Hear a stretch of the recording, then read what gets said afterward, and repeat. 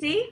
Week has been good. It is the Fairfax County Public Schools have been winding down the semester, so we have had a mad flurry of makeup tests and Turning in homework. turning in late assignments, and me having to be the enforcer on some things. So it's all happening. The teachers, first of all, super kudos to the Fairfax High School teachers for, and I won't name names because I don't want to call out my kid, but that said, Maybe. thank you for your That would be responsiveness as we wind this down, and thank you for the opportunities for the do-overs in this pandemic. We got a little lazy coming out of December and January, so appreciate the opportunities. And you know what? I don't feel like that's just the pandemic. I feel like I know when the holidays ended on that next Monday, I was like, can we do it again? Yeah. Can we do be the on holidays vacation, again? on vacation? I know. And to be clear, the lazy is my son, not the teachers. The teachers have been fantastic. Right. I mean, answering emails at 10:30 and 11 o'clock at night, it's like, you guys should go into real estate, really. Right.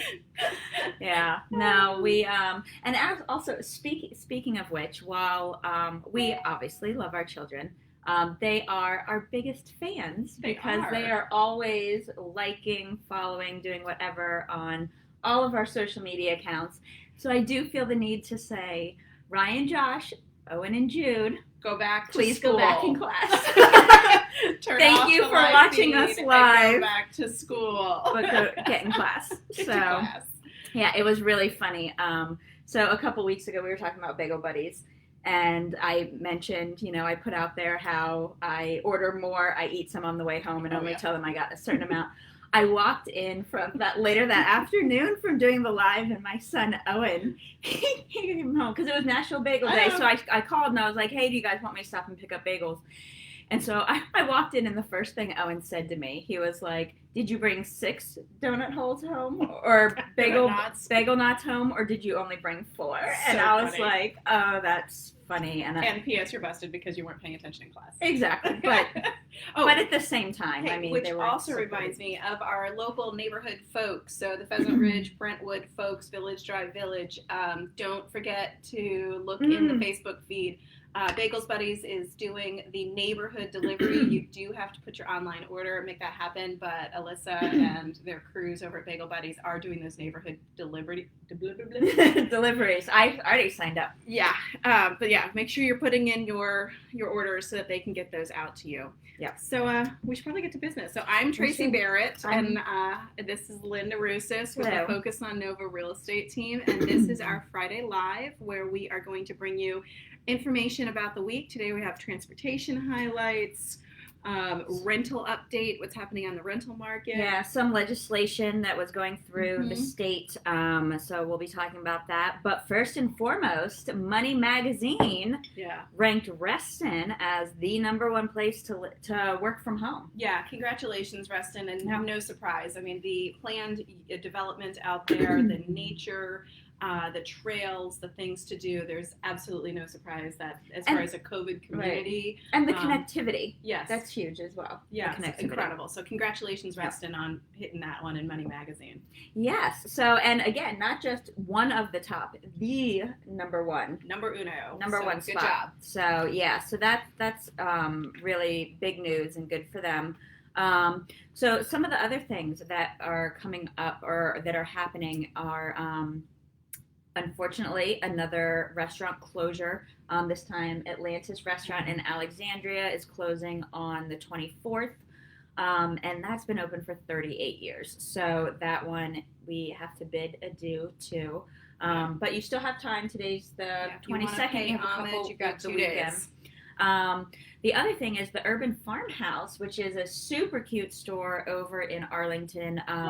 They actually, for a while, they were thinking they were going to be closing because the owners were moving away, but they have new ownership. So Urban Farmhouse is opening back up under new ownership, and they're going to have some different merchandise options, but in the nutshell, it's going to be kind of the same thing. So that's really nice to see. Yeah. Another really local place, and they have the nicest stuff.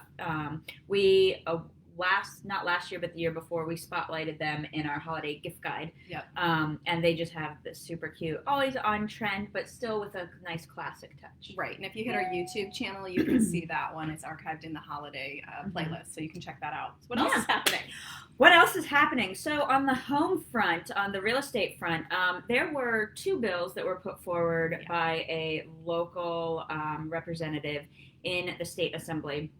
Unfortunately, or fortunately, depending on what side you fall on, they did not get out of subcommittee. However, I still think it's important to talk about because one of the big issues in this area, especially and all across the nation, is affordable housing. And these 2 bills were really trying to get at that, to try and find some type of solution to it. So the first one was HB 151, and that was dealing with accessory dwelling units on the property.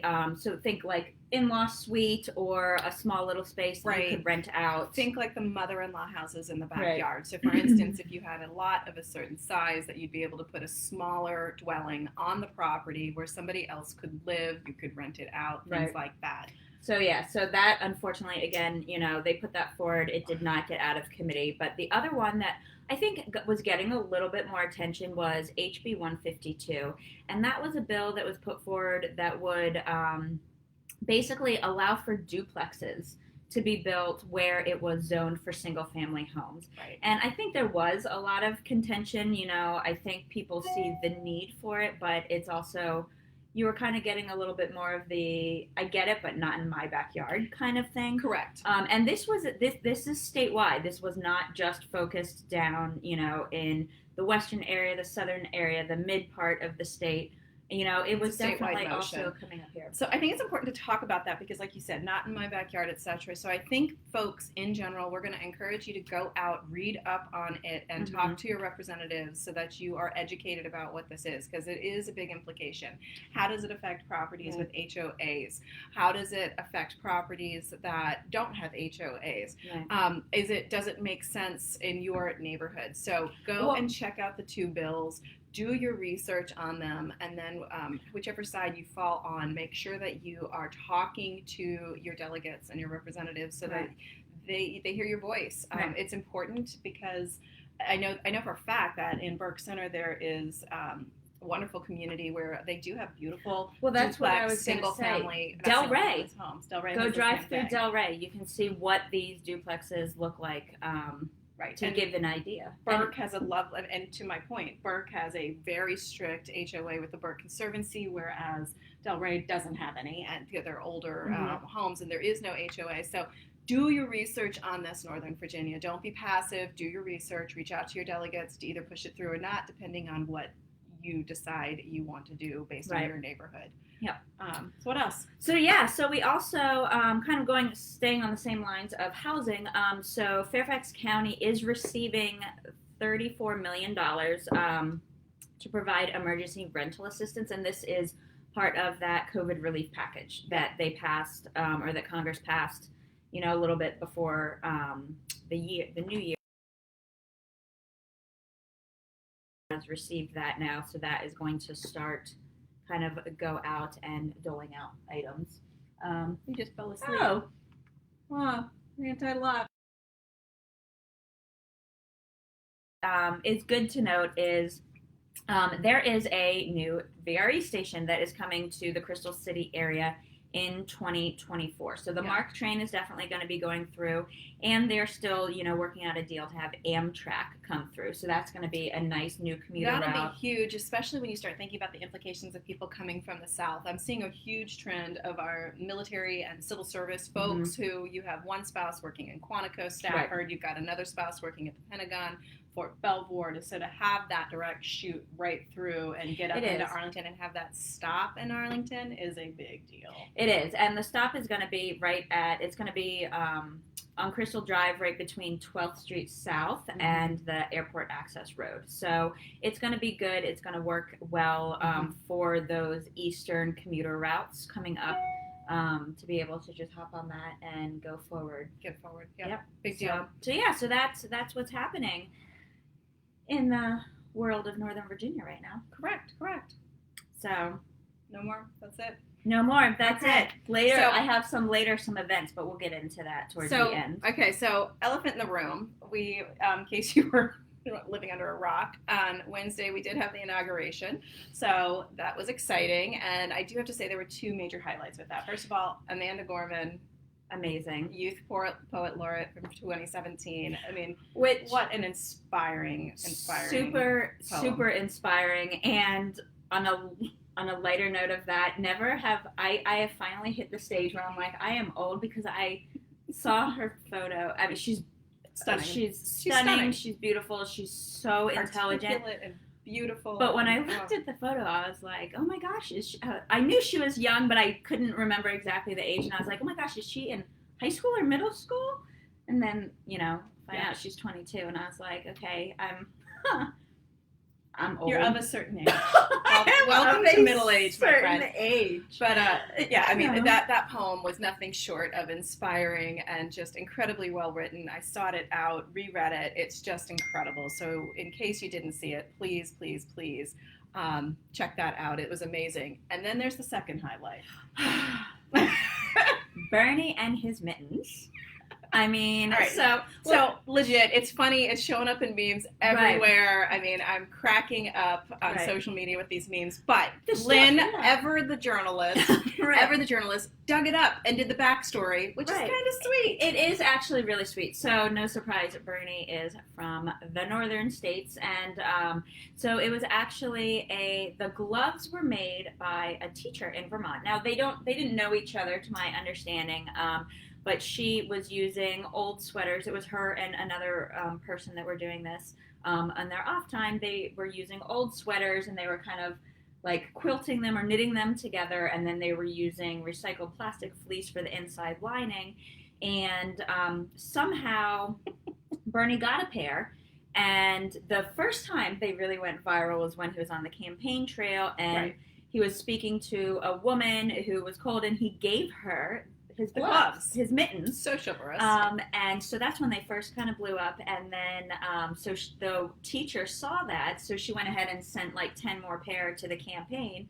And then to find out that he's wearing them on, to the inauguration. And it was a really cute quote, because in one of the articles I was reading, she was like, to be sharing the stage with these like nationally renowned designers that that people are looking at what Michelle Obama's wearing, Dr. Biden is wearing, Vice President Harris is wearing, and then it's her mittens. So she said that was I'm thinking this woman might have a future in recycled sweater mittens. Well, so here's the thing. She said if to make one, it takes about an hour to make one. So I think she's trying to kind of not get into that business. Yeah. But Hashtag Etsy, figure it out and go with local businesses. So, all right, folks, let's move forward into some of the content for Reels now. Not that wasn't. Oh, I see that we're getting totally cut off in Facebook. So give me a second.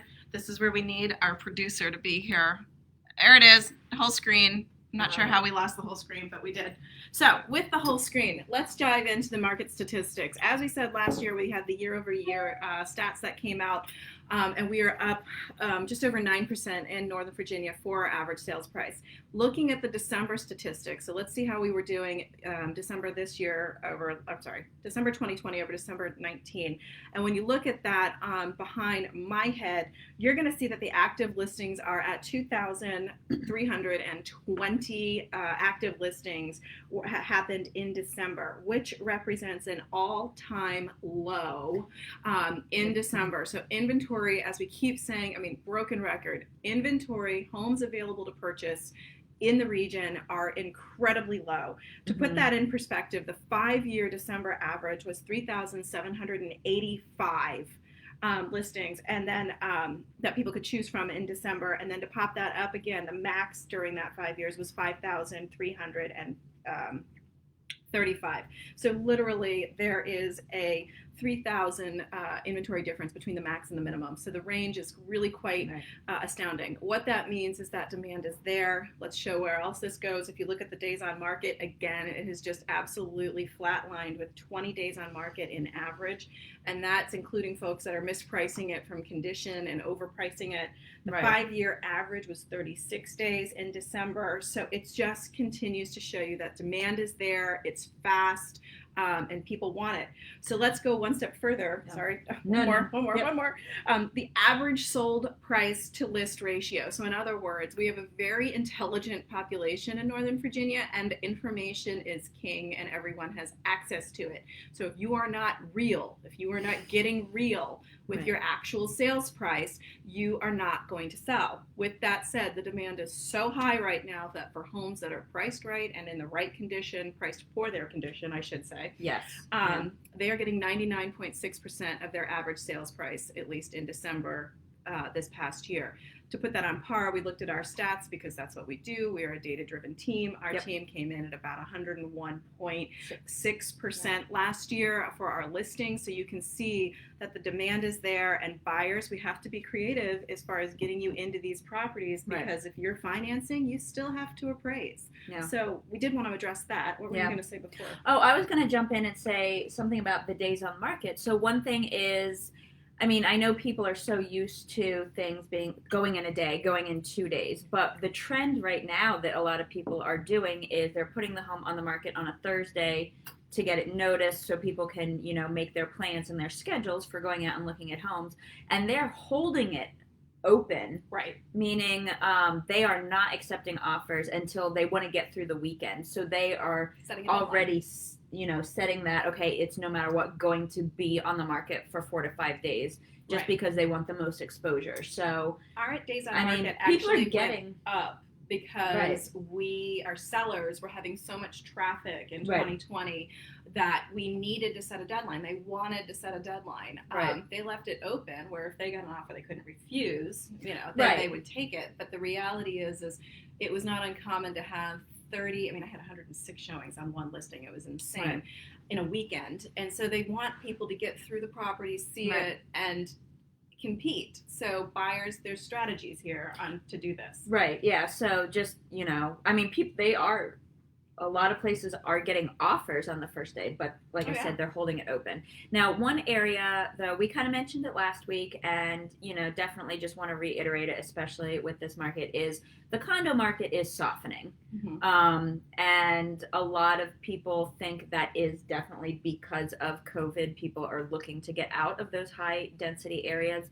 But I also think because of interest rates being so low, the people who are in the condos or who would go to the condos can now actually look at the townhouse level.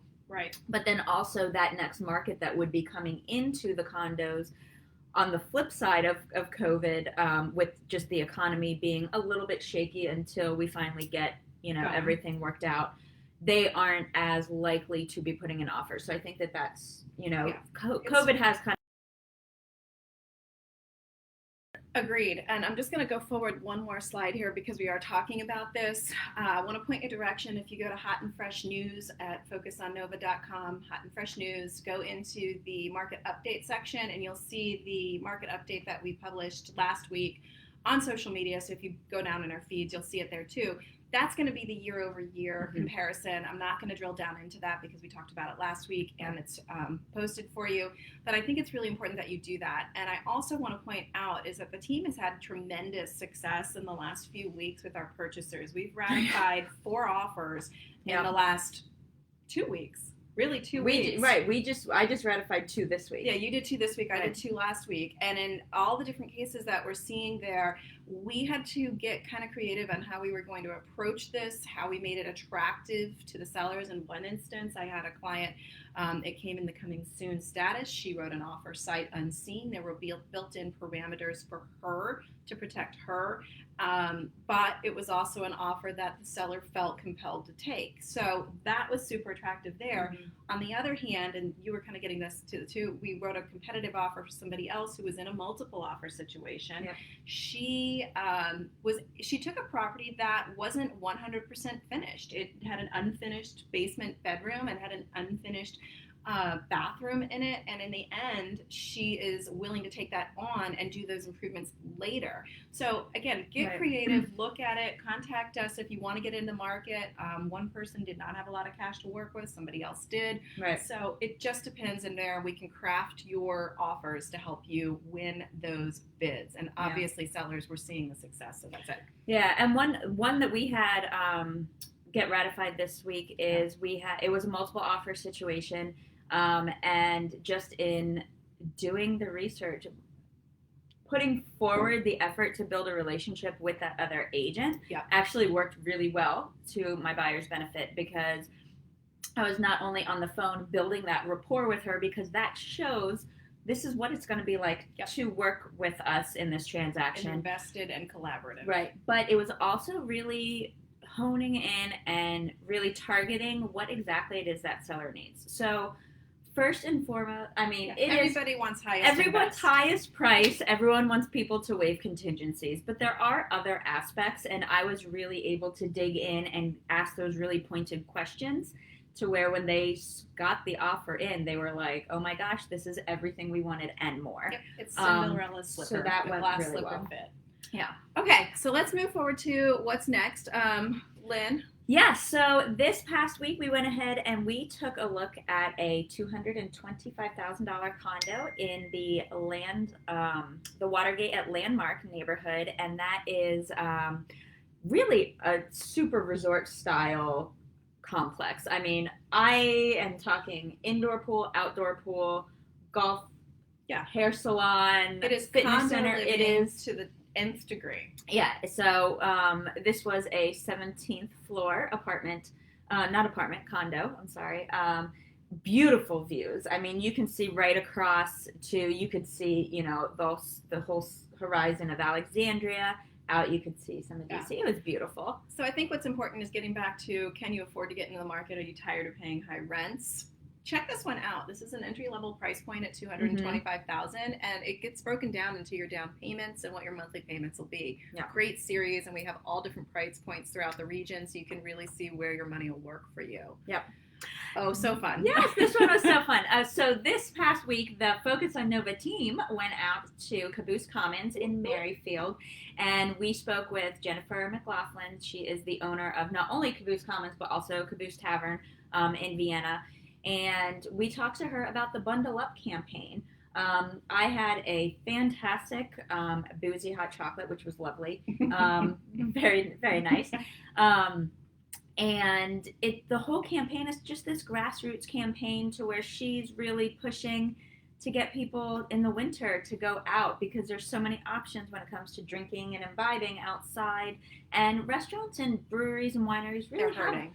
They're hurting, and they've also gotten creative into how to really attract people. So I think people definitely need to take a look at it, because it's not just Caboose that's doing it. There's other she's places working with that and collaborating with several different breweries in the area to encourage people to bundle up and go out and still see them, because their tap rooms used to, pre-COVID, be the single biggest source of their revenue, and that's gone. So let's save these local breweries. What's also fun is they're doing the collab brewing with, if they use the hashtag bundle up, it's basically helping everybody out. Right. Again, check the piece out. It's a great piece, and support your local folks. Yeah. All right, what's coming up next week? Next week. So, new year means what design trends are in and out. So, I went ahead and I spoke with 2 different local designers. So, June Shea of Shea Studios, and then also Ann O'Shields over at the Nest Egg, to find out what's really happening.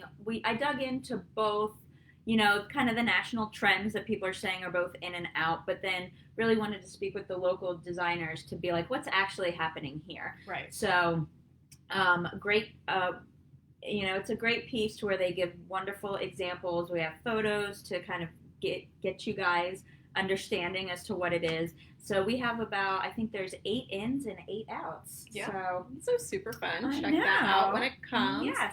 Oh, Lynn had a great closing on this one. Yes. All right. So this was in the very competitive market of Arlington. So this was actually, we went ahead and broke down the numbers for about a $900,000 single-family home in the Sycamore Gardens neighborhood of Arlington. So that's right over by Bishop O'Connell. Right. Literally, like a couple blocks streets down. away. Right.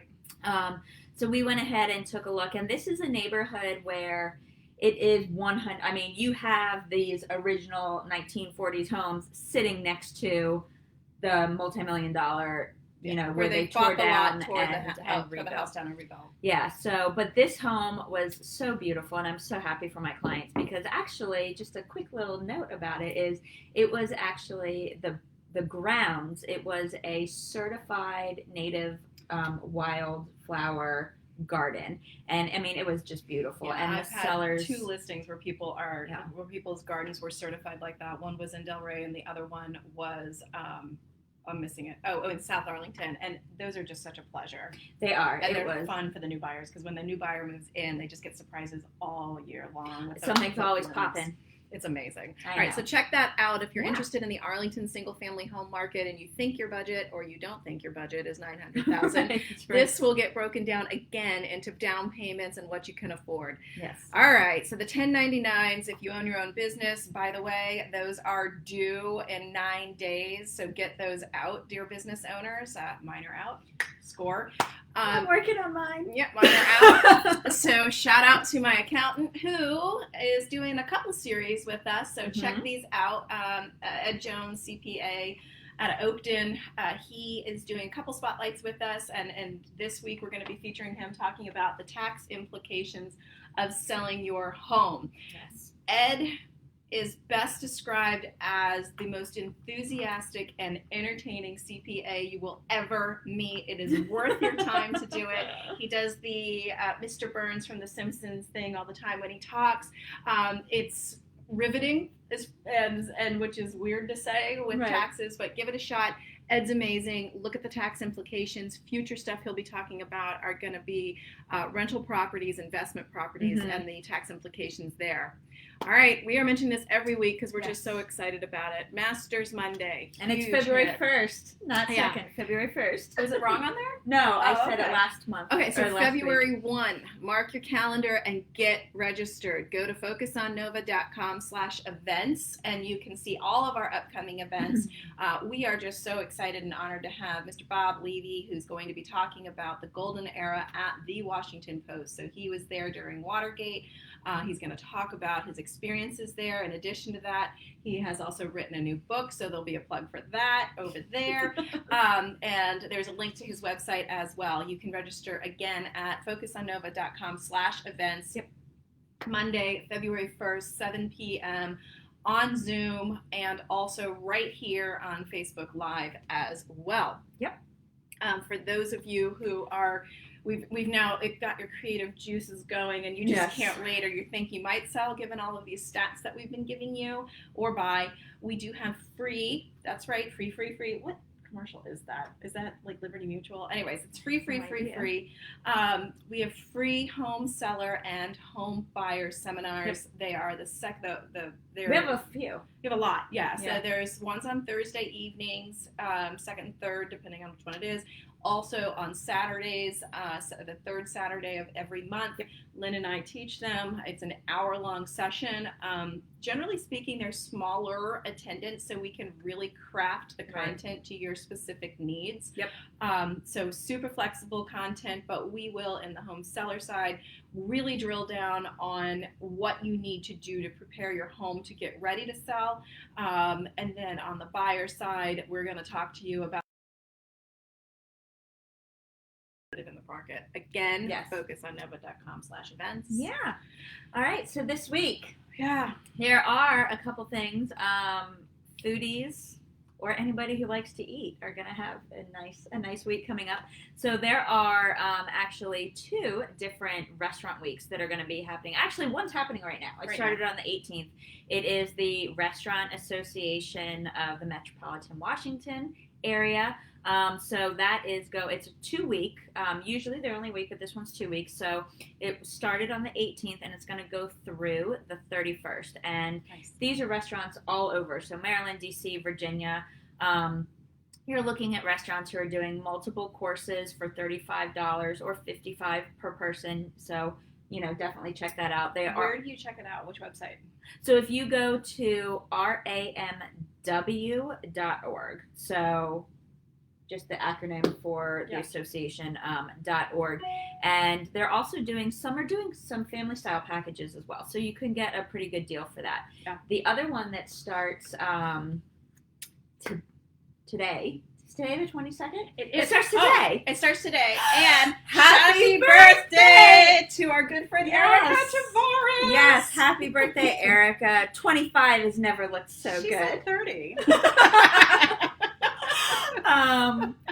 Yes. Anywho. Yes, okay. So 20 seconds.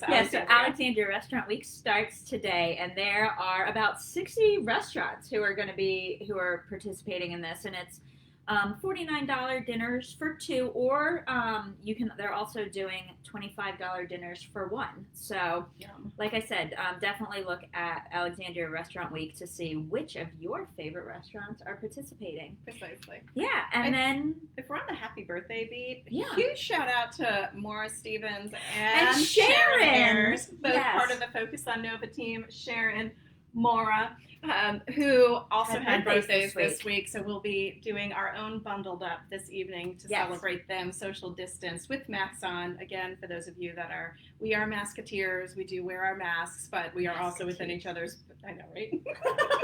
We are within each other's bubbles because our kids are, a block and a half from each other. So that's why we are so close. But we do quarantine together. Right. But sorry, I interrupted you. There was one more thing. That's okay.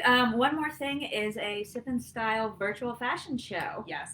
So this is happening on January 23rd, and you can find more information by going to sipandstylefunraiser.org. So a lot of local boutiques are going to be participating. It's boutiques like Limoncello Boutique, Scout and Molly's, Kendra Scott, and they're also going to be having a silent auction that will benefit local charities. Cool. So it's definitely a lot of the boutiques are in the kind of the Arlington area, but super super cute stuff from all of those. Kendra Scott's work, her pieces are beautiful, and she's like nationally renowned jeweler. So definitely check out that sipandstylefunraiser.org, and that's on the 23rd. So that's what we have for this week. So folks, that's a wrap. Oh, one more thing. Since our biggest fans are our kids, who hopefully are not the people that are currently watching us at this point and are in their class, please take a minute to follow our page. There's lots of good stuff. You'll get the notifications when they come through, so you can catch those articles when it's convenient to you. Right. See you next week. Contact us if you have any questions about your real estate needs or the content we put out there today. Yeah, and bundle up this weekend. Go support the local community and enjoy. Linda Roussis, Tracy Barrett.